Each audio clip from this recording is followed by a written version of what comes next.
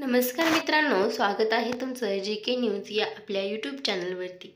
इयत्ता 10वी-12वीची परीक्षा कॉपीमुक्त व्हावी यासाठी महाराष्ट्र राज्य माध्यमिक व उच्च माध्यमिक शिक्षण मंडळाने नवा पॅटर्न राबविण्याचा निर्णय घेतला आहे.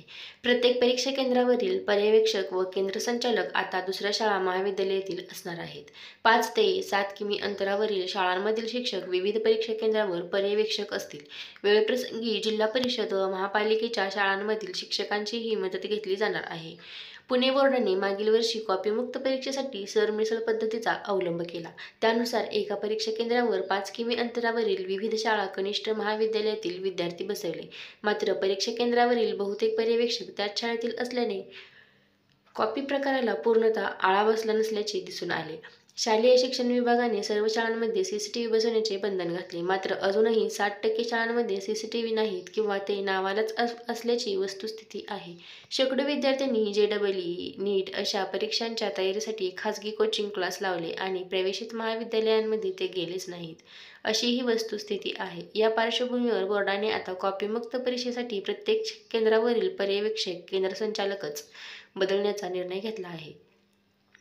कॉपीमुक्त परीक्षेसाठी आता ज्या शाळा कनिष्ठ महाविद्यालयात परीक्षा केंद्र आहे तेथील शिक्षक त्याच केंद्रावर पर्यवेक्षक म्हणून नेमले जाणार नाहीत. एका केंद्रावरील शिक्षक दुसऱ्या केंद्रावर पर्यवेक्षक म्हणून नेमले जाणार आहेत.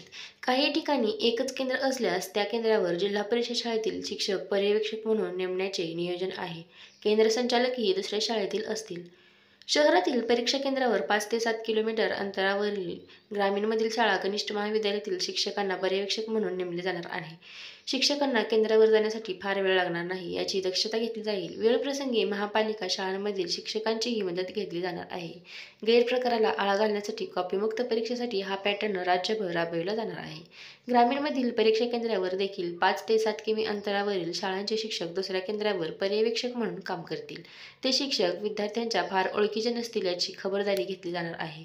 इयत्ता 12वीची प्रात्यक्षिक परीक्षा 24 जानेवारी ते 10 फेब्रुवारीपर्यंत पार पडेल. 12वीच्या विद्यार्थ्यांची लेखी परीक्षा 11 फेब्रुवारीपासून सुरू होईल व 18 मार्च रोजी संपेल. इयत्ता 10वीच्या विद्यार्थ्यांची प्रात्यक्षिक तोंडी परीक्षा 3 ते 20 फेब्रुवारीपर्यंत पूर्ण होईल. 10वीच्या विद्यार्थ्यांची लेखी परीक्षा 21 फेब्रुवारी ते 17 मार्चपर्यंत चालणार आहे. अशाच प्रकारच्या नवनवीन अपडेट आपल्यापर्यंत पोहोचण्यासाठी आपल्या JK न्यूज या यूट्यूब चॅनलला सबस्क्राईब करा.